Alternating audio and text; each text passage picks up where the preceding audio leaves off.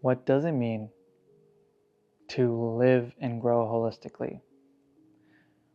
What does it look like? And why is it so hard? We're going to talk about these things, but before I do, if you're new to the channel, welcome to Growing with Danyal.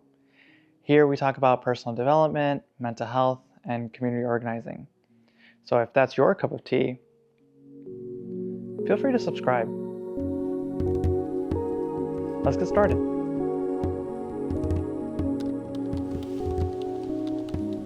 So the first thing we want to keep in mind is that everything has a active and passive, a push and pull, right? And what I mean by that is there's consumption and then there's action or contribution. So what does holisticness mean? Holistic means to think of something as a whole, all the different things that contribute to what makes it what it is, right?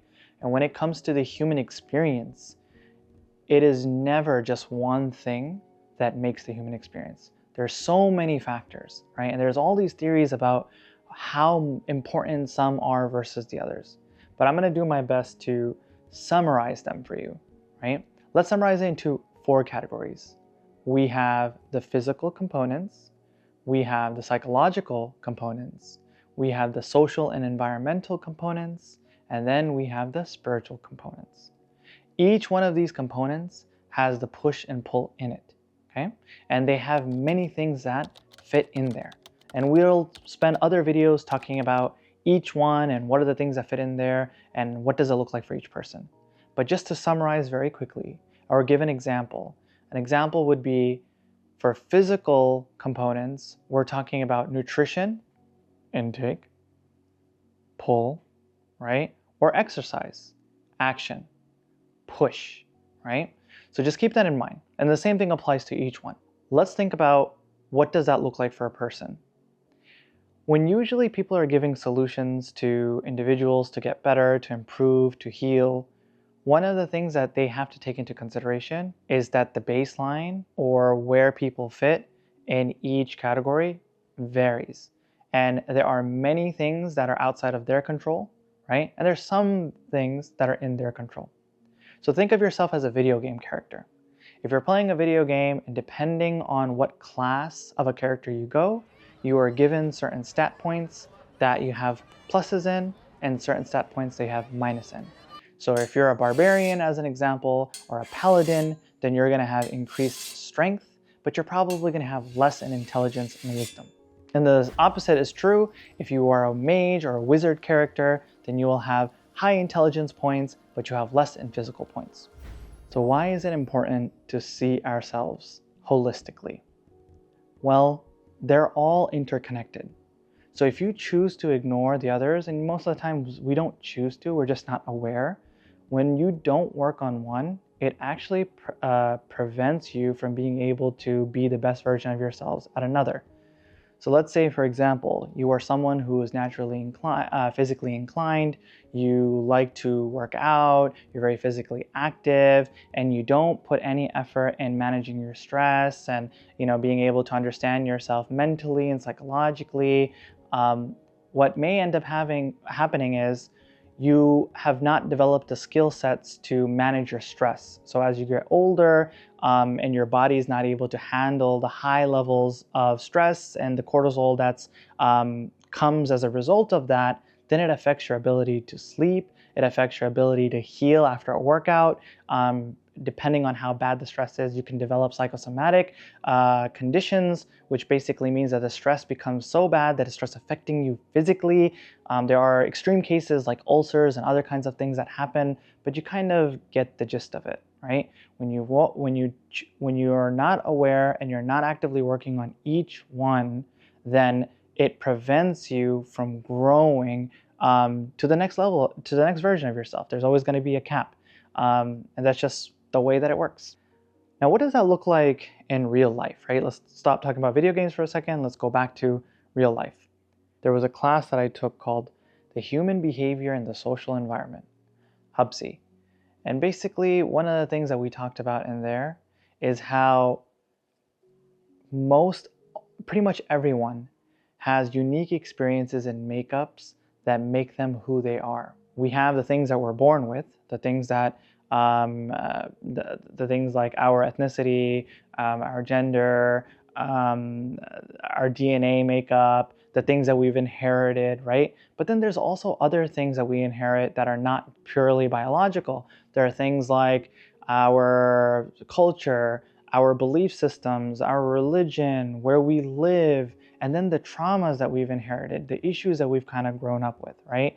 These are all things that contribute to who we are. So why is it so hard for us to really be aware and work on ourselves holistically? Well, 9 times out of 10, most people are not given the same access of information. We were talking about different characters and the points that they have. In real life, it's the same. Actually, it's kind of worse. Most people don't realize that they should be developing holistically until their mid to late 20s on average, because we take a lot of the things that we've been born with for granted, right? We abuse our bodies, we consume God knows what until we start seeing repercussions. We get to an age where our body starts hurting. We're not able to perform at the capacity, to the extent we used to when we were younger.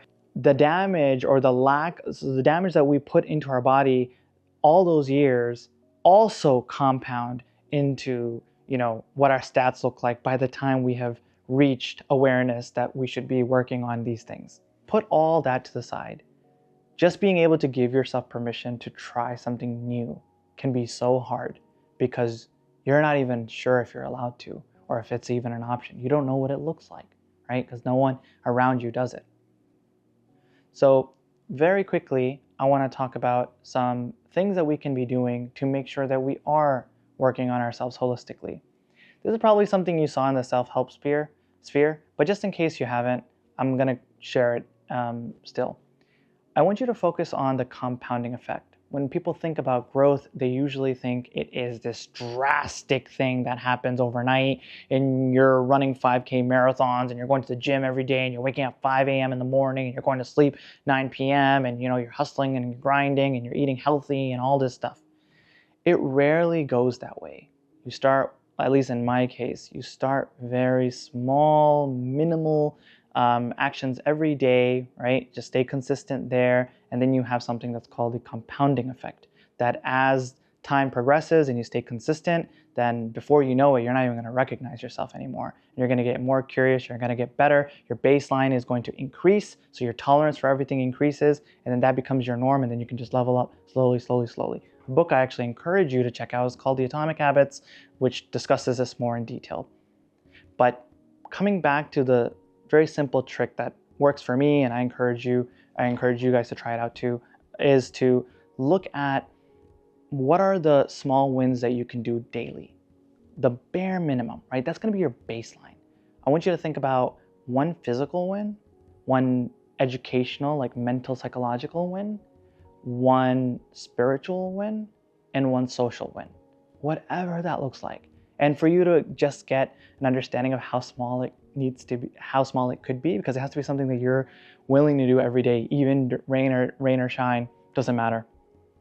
For me, when I first started, actively practicing Islam, I had a hard time praying 5 times a day.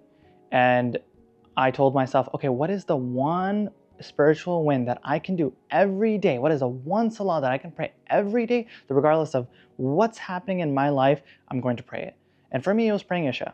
It didn't matter how late at night it was. It didn't matter how sleepy I was. It didn't matter where I came from. If I missed Isha, I was going to pray it before I went to bed.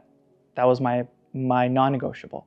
When it came to educational win, I focused on my mental win. I focused on, just spending some time practicing mindfulness, being aware, reading 15 minutes a day, and it slowly started increasing 30 minutes a day.